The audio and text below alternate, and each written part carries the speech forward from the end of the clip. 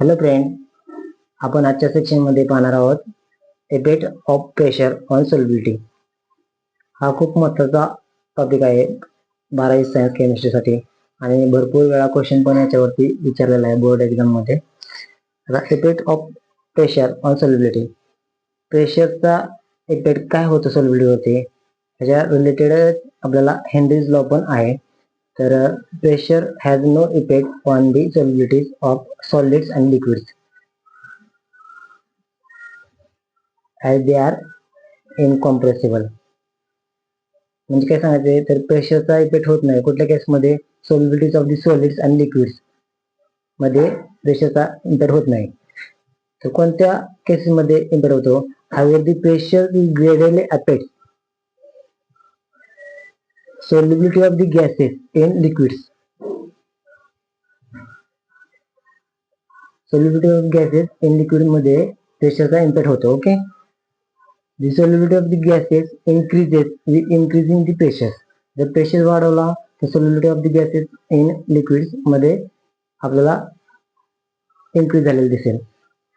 तर एक quantitative relationship between gas solubility in liquid pressure दिलेलं आहे आपल्याला, त्यालाच आपण हेनरीज लॉ म्हणतो. हेनरीज लॉ काय स्टेट करतो, the status that of the solubility of the gas in liquid is directly proportional to the pressure. आता ही रिलेशन खूप खूप महत्वाचं आहे, कारण solubility directly proportional to pressure or solubility is equal to Henry's constant into pressure. हे जर equation आपल्याला म्हणजे लक्षात ठेवलं तर पुढील प्रॉब्लेम आपण खूप सोप्या पद्धतीने सॉल्व्ह करू शकतो. जर याच्यामध्ये solubility is equal to Henry's constant into pressure असं रिलेशन आहे, तर solubility S is equal to आपल्याला हेनरीज कॉन्स्टंट इंटू पी.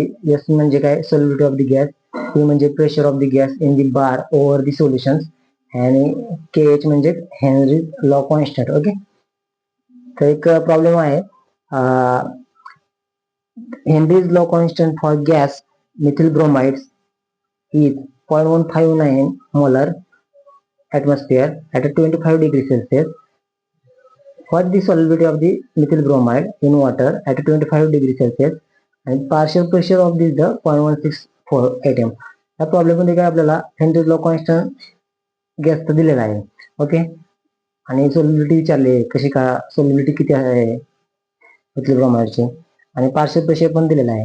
तर आपल्याला वरती अबव इक्वेशन दिलेलं आहे काय, solubility is equal to Henry's constant into pressure.